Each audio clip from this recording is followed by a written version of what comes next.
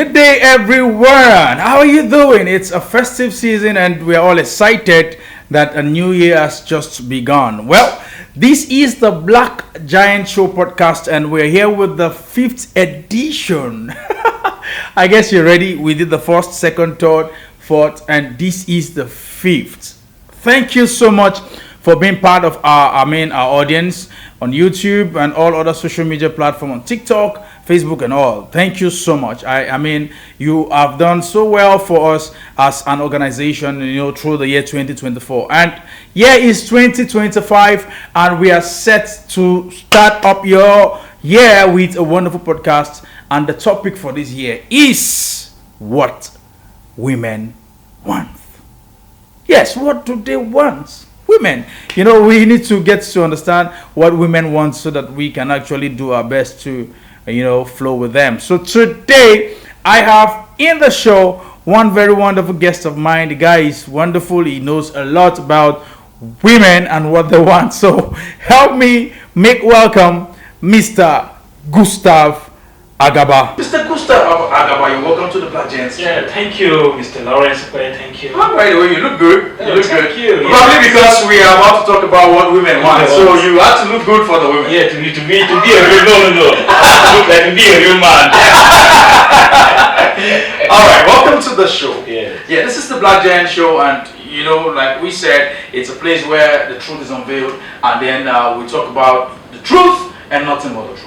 Right? So today we're talking what women want. So let's get to meet you better before we go straight into the topic. Okay. My name is Mr. Gustav Agaba. Like you said earlier, I'm an educationist, and I've been married for 15 years now. 15 years. Yes. And I've done a lot of research about women, the opposite sex.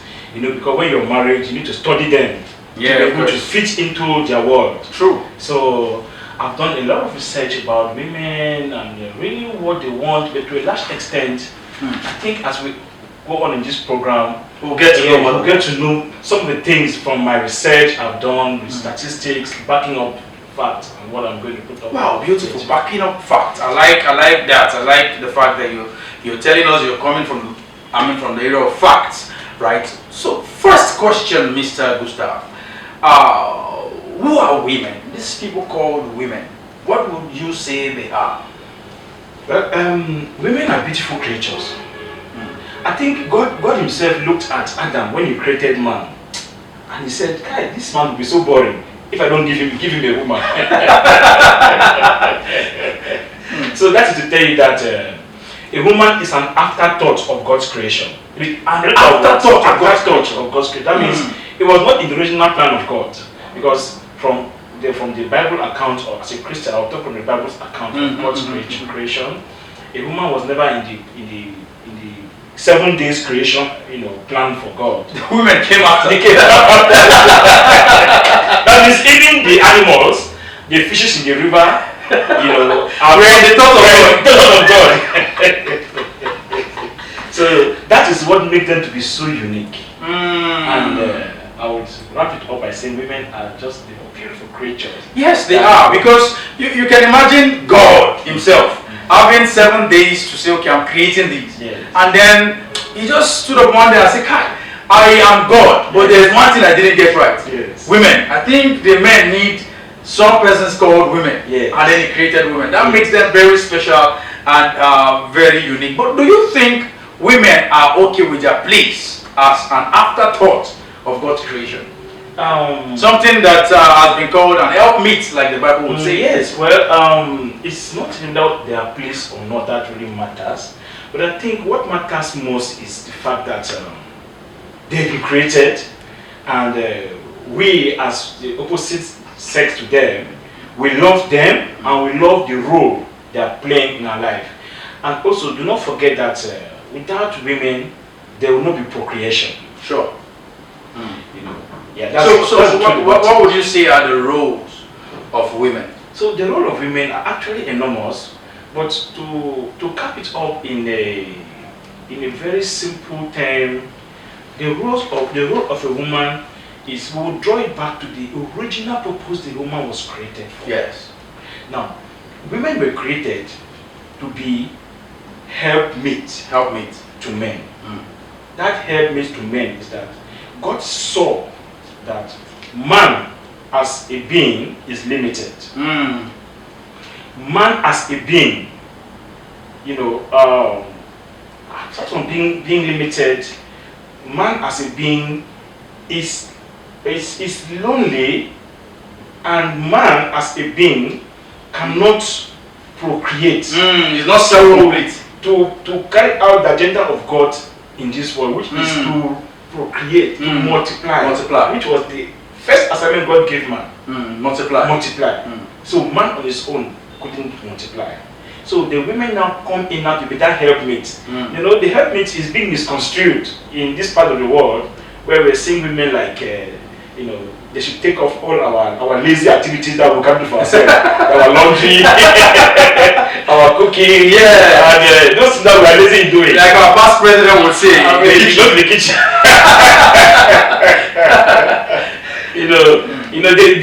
Being a helpmate is far beyond taking care of our domestic needs. They complement us in those areas that we're not really good at, or we cannot really, juggle it up with what we're doing as our primary assignment. And then secondly, in the aspect of procreation, women are fitted for that. They are fitted for procreation, and aside from that, a lot of women are contributing a lot to men's successes in this world. True. A lot of women are the major backbone to a man's success. That's why the saying, behind every successful man, there is a woman. Yes. Okay, let's go to the next question that I have here. Between a housewife and a working class woman, which would you say men prefer? Okay. Originally, to be a helpmate, like I said, I will always draw my influences from the Bible. As a Christian. Yes. Now, when God made man, God gave man an assignment. He gave him a garden, which he's supposed to tend after. Now, after tending that garden, that's in the modern sense of communication, you said farming. Yes. Because he had animals to feed, he had crops to cultivate, and all that. Now, at the end of the day, he returns home in the evening. He needs to eat, he needs to bath, he needs to rest, and he still has to come again and still start cooking again for himself. That means the woman that will come in now as a helpmate, the only way the woman can help him now is to provide him with that food and water to bath and a place to rest after he has done from his primary assignment. Yes. Now that makes women to be traditionally housewives. Traditional. Yes, from the traditional times, women were meant to be housewives to take care of that part of the man which has to do with comfort at home. That makes his dwelling place to be called a home. Now, in the current economy we find ourselves in right now, women are actually forced to take up roles, not really forced per se, but they see themselves taking up roles, that ordinarily men should have been, or men were originally taking up those roles, like in all fields of work, in all walks of life we have now, like in the engineering, the medicine, in the construction industry, and all, like you find women in those sectors. So now the question now of whether a housewife or a working class woman now depends on two things. Number one, the agreement between both couples, the man and the woman, and then number two, circumstances that surround both sexes. Like an economy like this. Thank you. So if the man income cannot take care of the family, then the woman will definitely have to go out to do something. So are you not saying that if the man's income can't take care of the family, the woman should remain a housewife? Naturally, let me shock you, Lawrence. Yes. Women don't even like to work. If you ask the women who are working, really, a natural woman doesn't like to work. In fact, if given a choice of, you know what, I have all the money, I'll be paying you XYZ amounts to keep you at home while you stay in my house. Don't work. Or, well, I'll give you half of that money, go and work. She would prefer, if she would work and would get half that money and still earn more than when she would prefer to stay at home than going to work. Wow. and you give her half money. So naturally, women do not like to work naturally. You know, it's not in their genotype. Let me use that word. To stress themselves. Women naturally do not like stress. But that's why I use the word forced to do it, because when you say that only means you can survive as a family or as an individual.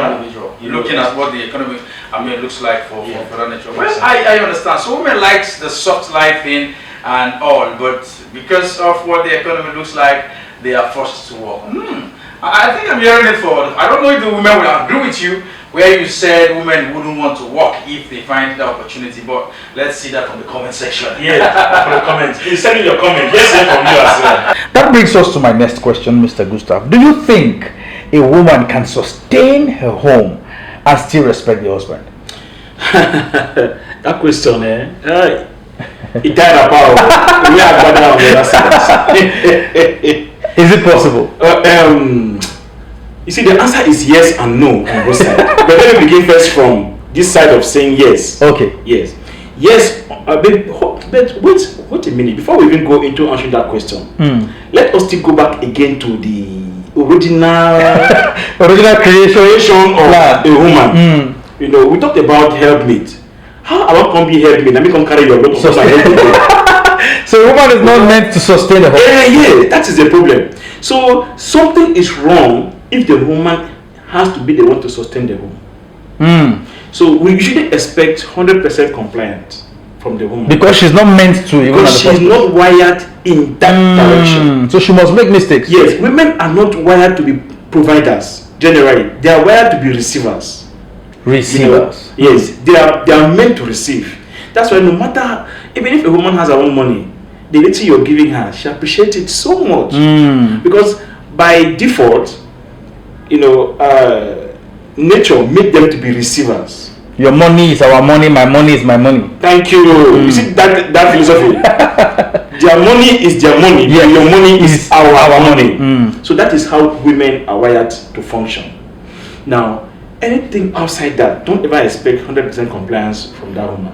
That's why I would say yes on one hand, because it's not as if from the day she got married to the man, she's been the one providing. Yeah. The man was providing at some Until point. Something went wrong. Maybe he lost his job, or maybe a health issue could and all of a sudden an accident that the man might be incapacitated for a while, and the woman now will be forced to take up the duty to be providing for the family. Now, what is your take? Do you think when it gets to that point, the man should step down in the position of a leader? Well, ideally, the man shouldn't step down, because being the head of the home, there is more to it than just providing for the home. There's more to it. Yeah, there's more to it. When a man is the head of the home, he's not just the head that is a provider. He's also the spiritual head. He's also the leader of that home. He's also the security officer of that home. And a woman cannot be all of that. So you can see that for the woman to provide means of livelihood for the family doesn't mean she associates. She's meant fulfilling one out of so many duties that the man is providing for the family. So being a head goes beyond your ability to provide. Thank you. It goes beyond that. Yes. So when a woman now is providing, because she is not meant to fit into any of these roles, so it will definitely affect other aspects of her life, like her social life, her spiritual life. True. Her even her health could be affected at some point.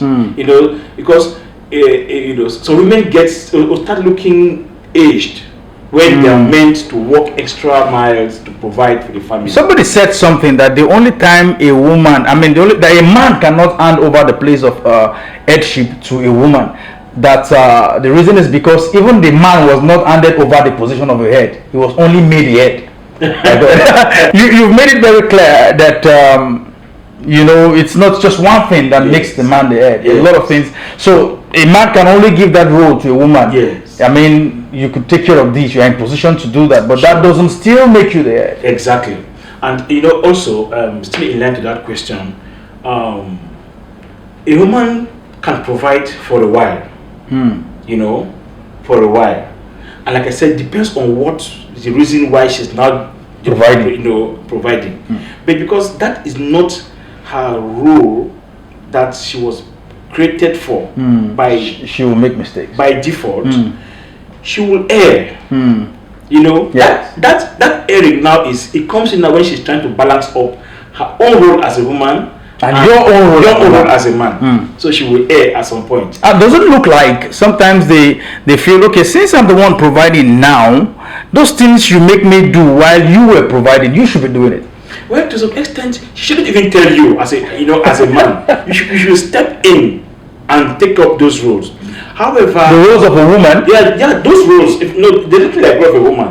Those domestic chores. Yeah. So that she doesn't need to come back home after all the days traveling and all that to start going back to the kitchen now to be. So cook before I come. Cook before you Wash the eat plate. again. Meanwhile, you are home with her. So when you take up those roles from her naturally, she will fit in, and then there might be some balance in the home, you know. But you know, from experience I've seen happening, being a woman, one day she will err one day. Yes. And you know, men, we are driven by our ego.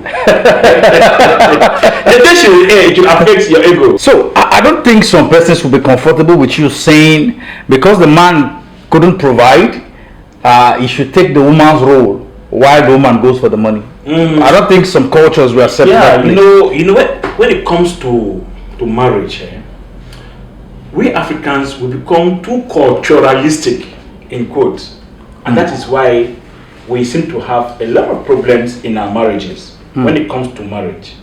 You see, in marriage, there is no superior being among the two couples. There is no superior. No being. superior being.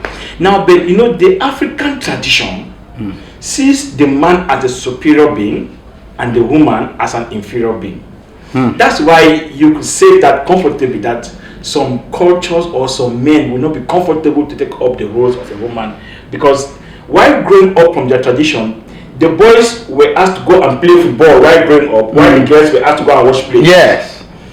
The boys were asked to maybe go to farm, while the girls were asked to cook, wash clothes, and all that. Yeah. So from childhood, we've seen that domestic chores is domiciled For the women. while going to the farm and going to play For the men. is for the men. That's why we could get to that stage. But ideally, when the woman is stepping in to take up the role to provide for the family, The man should take up the woman's take role. up the domestic roles at home. For there to be peace, because all what we are looking for is what? Is peace. For peace to reign at home. As long as the man refuses to take up the domestic chores at home, there will definitely be a problem. What about the option of bringing in a housemaid? Well, the housemaid, it all depends on the financing of the family as well. If the family is struggling with income and you're bringing in an extra burden again, then Okay, now, but do you think that there can be a peaceful home without money? money plays a very great role in these current times where we live in. That, you know, in the world generally, money plays a great role. In fact, how happy a home is, it depends on how much money that home has. Are you serious? Yes, this is the truth. That a lot of you know of people who are the audience will agree to that, and this is the reason why a woman will rate a man first of all by how much money you have before she marries you. She will not look at your culture, your tribe, your religion, but I'm not talking. It's not a generalized thing, but that is the first thing at the back of Her mind. her mind. She may not say it out. She may not say it out to you, and that's why you find that if you are dating a woman or if you meet her for the first time, you know, women are gifted with scanning a man. A woman can scan you within 2 seconds and tell you whether you know what. Whether you become any. Whether you want my time and my body. That's the first thing, because you know the woman knows that when you saw her and you like her, what is in your mind is her shape. That's the first thing actually. You are already sexualizing her Point of attraction. in your mind. So she is now monetizing you also in her mind. As you are sexualizing her, She's monetizing you. Oh my God. So this is the gospel truth that a lot of us men have to come to terms with it. And that's why it's important that we have something doing. Now, for the very, I won't call it wise, but for the more matured women, those ones over 30, the competition for marriage now is getting very high. Yes. They don't have much men coming for them for marriage as much as the girls in their 20s. The opportunity to even meet with the will of God is hard at that point. It's very hard at that point. So when a woman crosses 30, entering 35, going above 35, you find out that the chances of her getting suitors coming in for marriage, asking her out, even for boyfriend, is less. Is rare. At that age, she gets mostly married men coming, to ask her out. True. And those married men will not end up marrying them. Of course. Yeah. So that's how it runs on that level. So at that stage now, the woman has stopped looking at more of money, but looking now at your vision. So at 35, women switch from money to vision. Now, at that point now, she is independent because she's no more staying with her parents. Yes. Remember that she could either be a banker or a lawyer who is working her own money. So she might not be too interested about how much money you have at that point in time. But she's looking like, does this man really have a vision that I can key into it and we make out something in the future? Which is supposed to be the first picture for every woman. Thank you very much. So what is the problem? Why don't women at 25 to 30 or 25, 27, 28 as such, why don't they think vision first before money at that time? Yes, because of like what we talked about initially. You see, the society right now we live in is such that money plays a more greater role to the point where money even blinds our sense of judgment. So there's this competition amongst women, which is a natural thing. Women compete a lot. That kind of like, my guy. I want to drive this kind of car. I want to wear this kind of lace. Ashebi is coming up for my friend's wedding. Ashebi is 30K. I need to attend that wedding with my friends as well. So I need to. And they wouldn't want to be the least. She would not want to be exactly. So that is what makes women now to be more materialistic, in quote, than being, vision minded. Or vision drivers. Yes. Because they're meant to be vision drivers, not materialistic. But because of the demands of our society now, these women have become more of, materialistic. But most times, the men are asked what they are bringing to the table. What do you think women should bring to the table when it comes to marriage? Okay, that's a good question. Yes. In social media today, it's so common. You see men asking women, what are you bringing to the table? Well, it's important to us. Yeah, but and a lot of this is post I see on social media. That what the men are asking for is how much money are you bringing to? Are you sure it's money? Join with the one I have. Looking at what's going on right now. A big wedding. But ideally, what you're bringing to the table shouldn't be asking her of money. A real man shouldn't ask a woman for how much money she's bringing into a relationship. But what about, don't you think it's also meant how prepared she is to be of a support to the marriage? Yeah, that is why women should learn skills. If you're not educated, I'm talking of going to university, you should to have the skills to do something. Because we talked earlier about the current state of the economy right now, where the man's income alone cannot take care of the family. Take the family home. So now the woman needs to contribute something to what the man is earning. Now that contribution might come in different ways. Even if she's not working, she can be doing a small trade, at home. That trade at home she's doing, maybe she's buying food items, salt. She's buying food items to sell. Now, out of the bulk of what she's buying, some of it can be used now to feed the home, which is that part of her profit. Yes. She might not be making profits in monetary terms to say, my husband, take but fetch 2 mudu of gari, let's cook from it. The gari for that day that come from her income. It means it's part of it. She's contributing. So meaning a woman should have something she's bringing to the table, yes, apart from sex and procreation. Yeah, apart from sex and procreation, she could also contribute ideas, like we talked about vision drivers. Yeah. Ideas that can drive the man's vision. You know, most men have vision, but the vision is not very clear even to the men, and that's the way God made it. God cannot give you a vision and give you the full picture of that vision. It comes in It parts. comes in bits and bytes. So, a woman that you share your vision with her fine tunes it for you. I said, sweetheart, don't you think we could maybe do this, do that?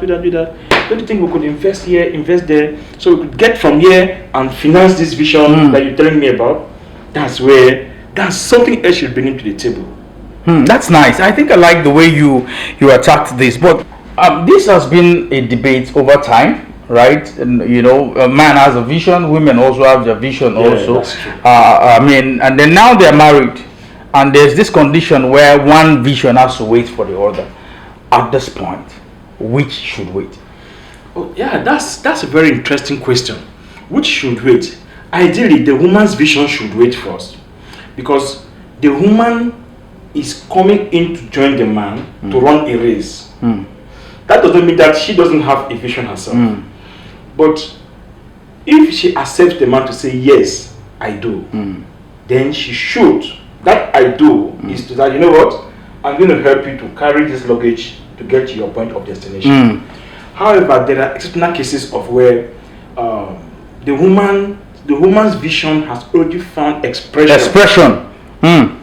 And is giving her money, you know.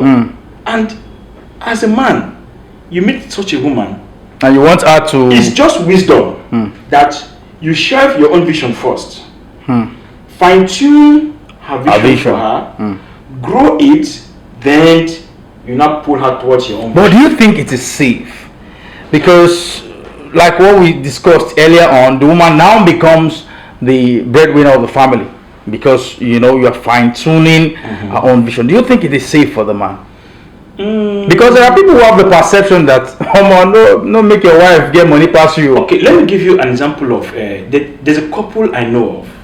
The wife is a pastor and the man is an executive who works in a multinational company.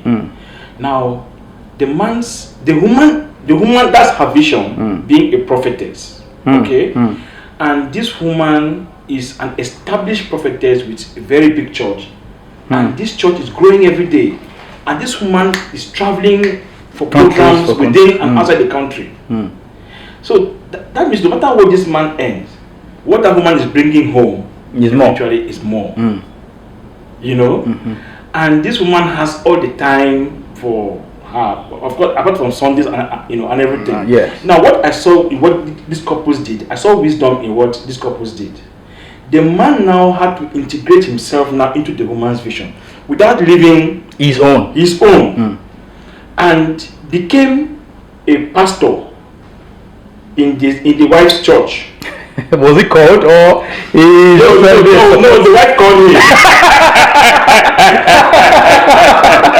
God called his wife. Okay, and the wife called him. Wow. So he became a pastor in the wife's church. Wow. Now, when it comes to higher spiritual matters, like deliverance, casting She out handles demons, she handles it. When it comes to the preaching of the word, the man takes care of it, because of course, speaks well. when you read the Bible, you understand the Bible, and the Holy Spirit comes upon you, you're born again, you can Actually preach.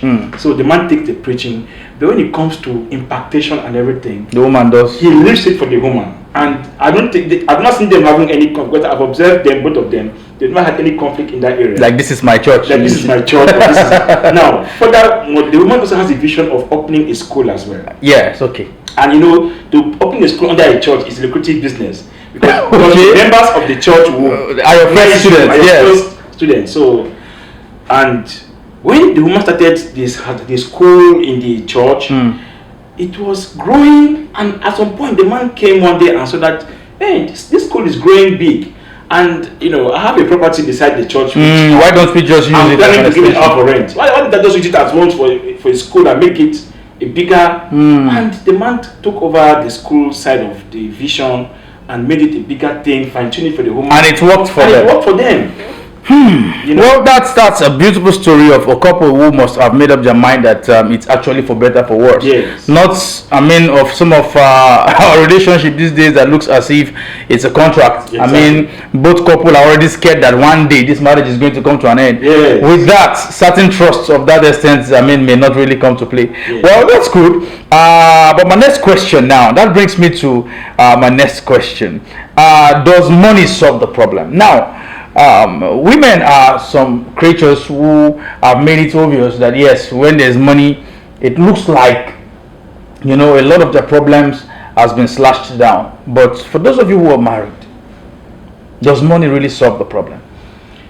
80% of the problems are solved with money. 80. Yes. That's a big one. A lot of problems are solved with money. You know, when there's no money at home, there will be too many contentions. You know, any slight thing you do to your wife is provocation. When there's no money, you can be competing her. Oh, baby, you look so beautiful today. And when she look at that, there's no money coming from you. She look at you one corner of her eye. Beautiful care. Beautiful. You don't even know where it came from. You don't know say better soup. Na money killer. You know, so money solves a whole lot of problems. So the other 20% now, I'll give it that to attitude, I'll give it to relationships, and I'll give it that to understanding. So money takes care of 80% of the problem in marriage. Yes.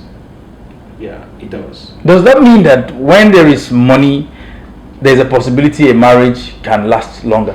Not that, because you and I have seen the very rich men today, their wives are divorcing them. Let's look at even our actors in Nigeria. Let's begin from home. You know, comedians and all that. Okay, entertainers. Let me not call their names. Okay. We know them. Their wives are divorcing them. You know, they're actors who will now go and bring a side chick home, and the wife says, "I cannot be a second wife.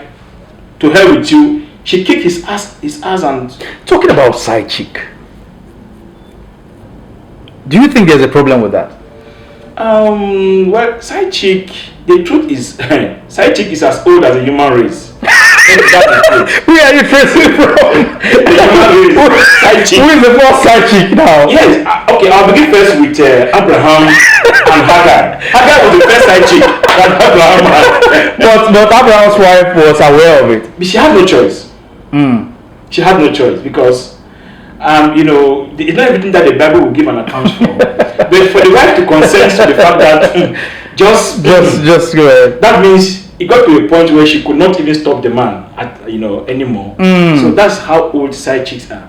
And it's the side chick that even of course David, I mean Bathsheba saw her, and yes. Solomon, you know, is chairman. He's a chairman of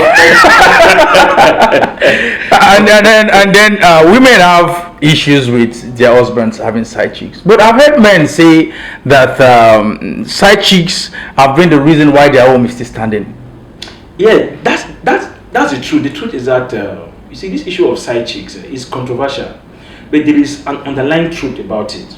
A lot of marriages you see today that have stood the test of time,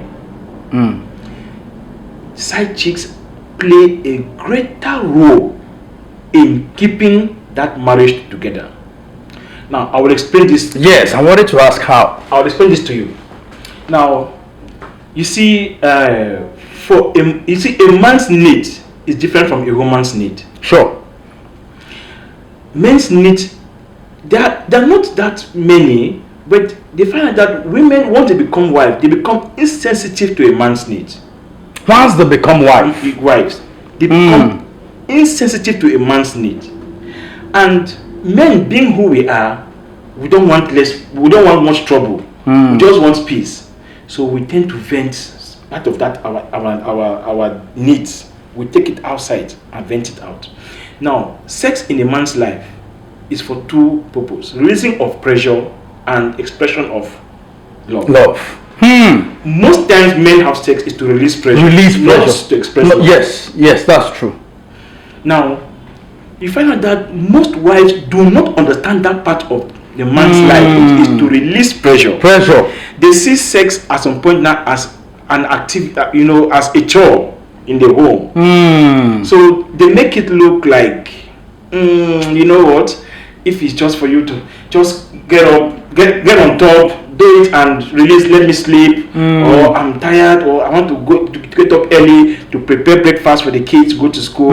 Or, so that part of it that men love so much, which is the varieties about it, the wives are not there to give it, but the side chicks have ample time.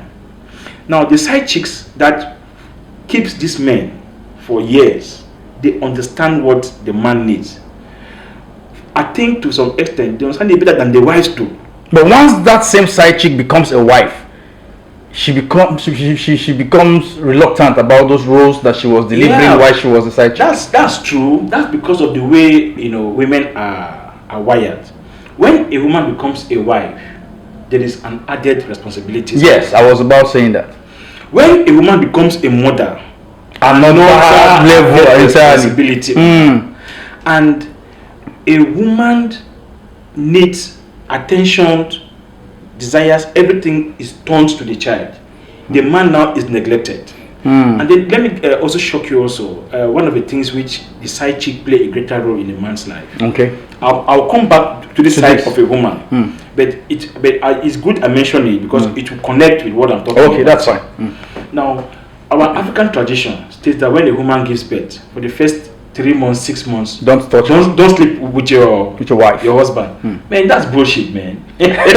So what happens to the man? Because the man doesn't understand that timing at all. Men are not wired to say wait. They will give a man date and wait. So there has to be somebody who will, be covering for that time. Exactly. So if you say I should give you 6 months, the man will not have that. You're telling him that for 6 months, go and be roaming like a dog. Any head you see, you cry. And that is where a lot of marriages, the crack sets in a lot of marriages after the birth of the first child. That the man starts seeing the need of going out because the woman is telling you that it has not reached 6 months. I am still breastfeeding. I am still this or that. Yes. So the men now go out to go and look for that gratification from side chicks. Now, come back now to the wife at home now that has a baby. She's juggling up different roles and everything. The man comes back from work. He is stressed out. He's tired and everything. And you think at that point what the man needs is food. It's a lie. In most cases, what the man needs at that time is sex. Funny enough, for women, when they are tired, the last thing in their mind is sex. Yes. But for a man, when the man is stressed out, he needs somewhere to release pressure. Not necessarily for love or any. It's not for love. In fact, most times, don't even bring foreplay in.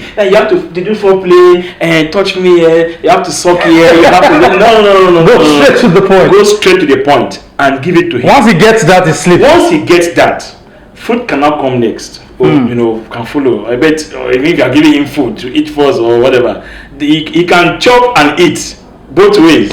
So side chicks know these needs of a man. Now, when the man comes to the side chick's house and he is tired and everything, the side chick doesn't go rush to look for food for him at that point in time. She opens up, flags her body all over her, or she put on one skimpy shirt. She's winding it around him. Arrange water in the bedroom for him. Arrange something, for him. And at that point in time, they may not even go to the bedroom. It might just be at the living room there. He fires it at the living room. That alone releases pressure from the man. Now, most wives will not think of that. And the baby has to sleep. And the baby, everything that comes, the baby. So her attention is now shifted away from. And now, once there is a woman somewhere that is giving the man that, or satisfying that part of the man's life, the man comes home, he is happy. He can relate with you, the woman. When you bring up those your nagging things, the money where you drop for house before you go work, don't finish. Market now, things won't cost for market too. This. He always smile. Yeah. He has already gotten what he needed. He has released pressure somewhere. So when you are bringing those others you are nagging for where he just smile too. That is why I would say that, or I will agree with you when you said that a lot of marriages today are being sustained because there is a side chick somewhere. I wasn't the one that said that. I asked the question. Okay, well, by the way, this question now may look corny, but do you think the woman would prefer you bring those side chicks home to be wife than probably going to see them when they expect you to be at home? Women, I don't think any woman will want you to bring the side chick at home. If you see it from the other point of view, as like for the religion, for the Muslims, for instance, they accept polygamy wholeheartedly because it's part of their religion. Yes. So they don't see it as a competition or contention. They see it as a way of life. That way the women cohabit, and of course they manage their differences very well.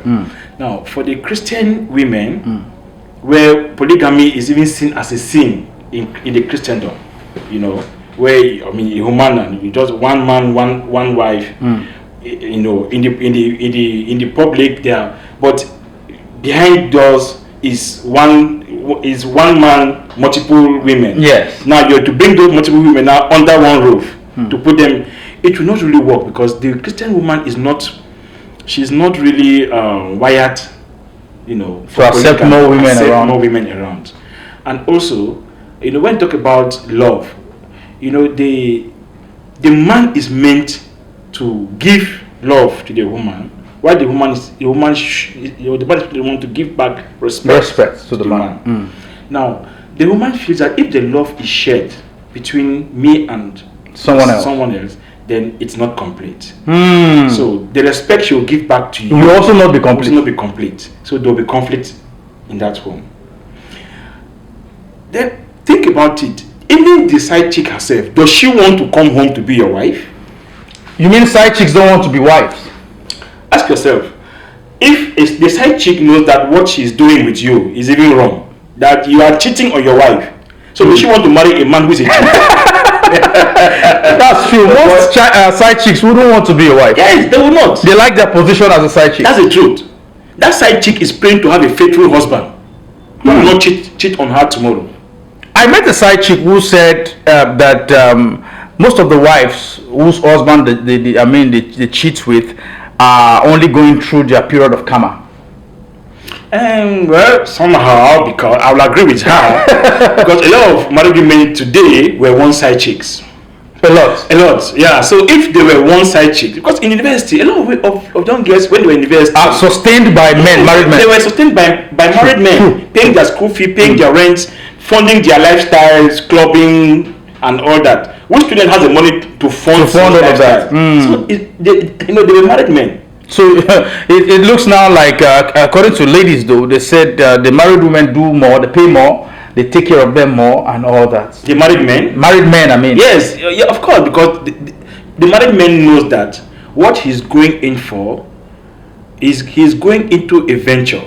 And that venture has a cost attached to it. So he is going into it with the mind that I have the capacity to maintain this venture. But it is foolishness because I've seen some side chicks, falling in love with a married man, their sugar daddy. It's crazy. Yeah, you know why they fall in love easily? Because what makes a woman fall in love is very easy. Plenty money. That alone can make a woman to fall in love with you. They can mistake anything for love with money. And she will expect you to be faithful to her as a side chick. That's the funny thing about it. Once there's plenty money, she will fall in love with you. That's on one hand. On the other hand, if you are knocking her very well, she will fall in love with you. And she will expect you to remain faithful to her alone. Even as a married man. Even as a married man, when she knows you have a wife at home. Now let's go back to the Bible. From the beginning you kept saying Bible, you want to trace from the Bible. Is polygamy a sin? Well, I will come from the point of view of what I've seen in the Bible. All our spiritual fathers in the Bible, they were all polygamists. All of them. They were all polygamists. David, after my own heart. Solomon, this. Just name it. Over and over and over and over. These guys were all polygamists. Now, whether it's a sin or not a sin, but where I've seen in the Bible is that the Bible made mention of pastors, The bishop bishops, apostles. should be a man of one wife. Should be a man of one wife. He didn't say all men. No. Now, monogamy, so to say, from my own perspective, I'm not talking now based on opinion or Yes. Bible. It's man's own design to make a home. First of all, to maintain a small family size, and secondly, to make the home peaceful. Because you see, whatever happens in society can be traced back to the family unit. The family is only a smaller unit in a larger society. Yes. Now, if the family is not at peace with each other, that society can never have peace as well. Think about it. That's In a true. community where there's always, contention here, land dispute here, and all that, trace it back. There's a problem with the family unit. So now, in a bid to restore some kind of sanity in society, Man decided to you have. have to first of all work on the family. So man came up with a design that marry one wife, give birth to few number of children. Now, so that you can be able to feed them very Feed well, them. send them to good schools, and clothe them very well. But looking at our forefathers, They had if you go back to the Bible, our forefathers got married to more than 2, 3, 4 5 wives, and from what we got, I mean, they lived peacefully and. They weren't that rich. They had more farms. That was where their wealth was being measured from. It's the number of farms and the size of the farms there. And having a large family helps them, Help you know, them to achieve have more labor. income. I mean, when you have large families, you have more labor on the farm to work. You don't need to go and hire a machine from somewhere to come and till my farm for me. You have boys who can. But the till funny farm. thing is, they lived peacefully. They live peacefully. Yeah, why that could happen? If you look at the way our society was during our forefathers' time, you find out that the man who is a head of the family had absolute power. Absolute power. Absolute power. And you understand that absolute power corrupts absolute. Absolutely true. Now, these women were seen as inferior beings who had no say. No say. They never even had an opportunity of ever having any formal education. They were raised to believe that I'm raising you for a man, that will marry you. I'm not raising you to become anything of your own. I'm not even raising you to even have a vision in life. Yes. I'm raising you to become a man. It can be likened to our modern days that you have a poultry farm. You're raising your chicken to be sold in the market to get money. That's the way women were raised in the olden days. So at a very young age, when the man goes out to the market square for the men meeting, he starts talking to his friends about, hey, that your son, Alpha, that my daughter at home. Alpha, she's ripe. She's getting ripe already. She has started seeing her period, so it means she's ready for. So men were marketing their daughters. Women were also doing the same thing because they were being raised for men to marry. So you find that those men now who were seen as rich, who had big farms and needed a second wife, they will cede their daughters to him to take one farm as a bride price. So that was why our forefathers were able to manage polygamy. But now in these modern times, polygamy now seems to have, there is more competition that comes with polygamy. That brings a lot of contentions in the family, and a lot of families now are having issues from. But funny enough, these people our generation we're having now came from these polygamous homes. But they don't want it at all. They saw what they experienced in that polygamous home. They don't want to pass through that same process again. Yeah, that's why kids. It's not trending even now. Exactly, that's why it's not trending. Yes, it has been an interesting time in this very edition of the Black Giant Show podcast, season 5, where we're talking about what women want. I hope you are enjoying this section. My guest, Mr. Gustav, is somebody who is so deep in knowledge, and I don't know how the whole thing must have been. I mean, you may not like everything being said, but that's normal. Do you understand? All right, but for me, I am having a good time right here at the Black Giant Show podcast season 5, and I tell you the truth. If you continue watching this section till the end, you'll be glad you did. So let's get back to Mr. Gustav. So generally, let's talk about the single women. What do you think they want in a relationship? Okay, for a single woman, depends on if she's between a single man or a married man anyway.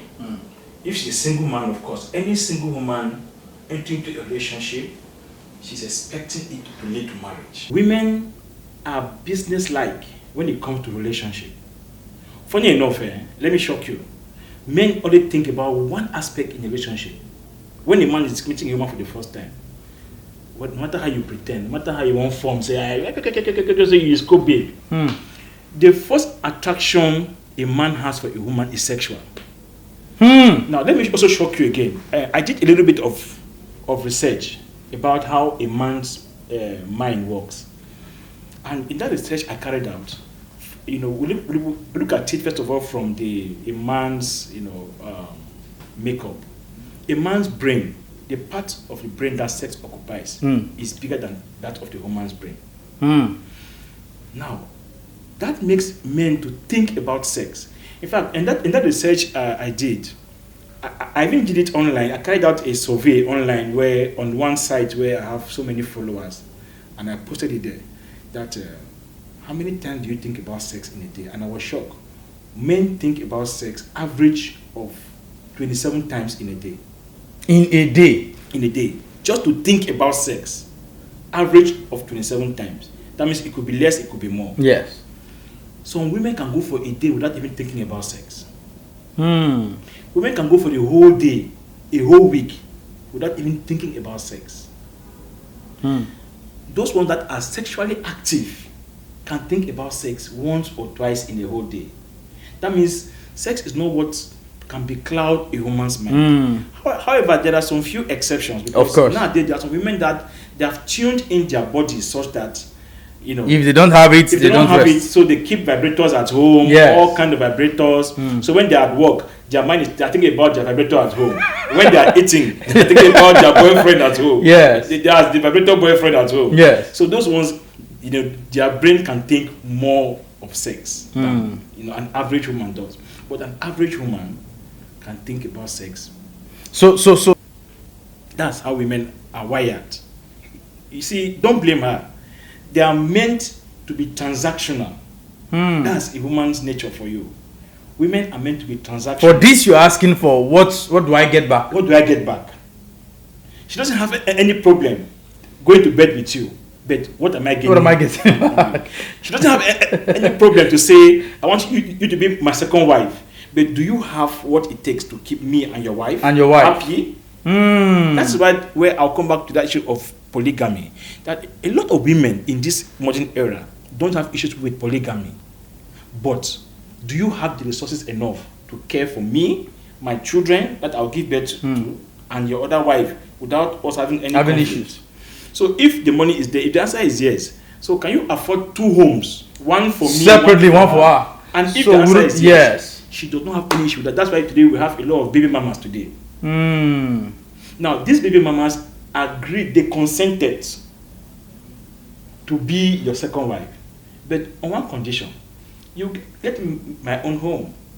Take care of my child. You get me a car because I won't be going for antenatal with long yes, I'm timing keke to Okada or entering a long taxi that's taking me to Gariki Hospital. You get me a car. So it's a transaction, And if you can meet all those needs, then you can marry. She's game. So do you think it's the selfishness for a woman who is getting old to be bothered about the husband's side chick? It's not selfishness. She's trying to protect what she has. That's just it. All right. It's been a nice time right here in the studio, the Black Giant Show podcast season 5, in the cooking process. Now, this is how we do it. And you see my guest, Mr. Gustav, has been so deep in his expression and explanation of all. So, Mr. Gustav, let's expect all of the bass from the audience. You yes. Get the bass and the booze. Well, it's been a wonderful time with you. And of course, we cannot really get to say and do everything that I had in mind. But this is a good start, and you've done justice to a lot of things, and just that maybe one or two things that personally I think we're going to talk about after the show. I will look forward to another season. Please go and subscribe to our YouTube channel, Black Giant TV, on Facebook, Black Giant TV, or you may want to watch it on my personal page, Okpe Lawrence Okpe. On TikTok, we are there also, the Black Giant TV show. Thank you so much for being a fan. You have a comment, you want to be part of the show, just chat us up on all our social media platforms and we'll get to talk. So, Mr. Mustaf, thank you so much for coming. It's my pleasure. We are glad to. I think if you were to be a medical doctor, you would have been addressed as a gynecologist because you have a lot to do. I mean, a lot of knowledge about the women and how it works. So thank you for watching. It's been a nice time. See you on the next episode of the Black Giant Show. My name is Okpe Lawrence Okpe, and I am your host.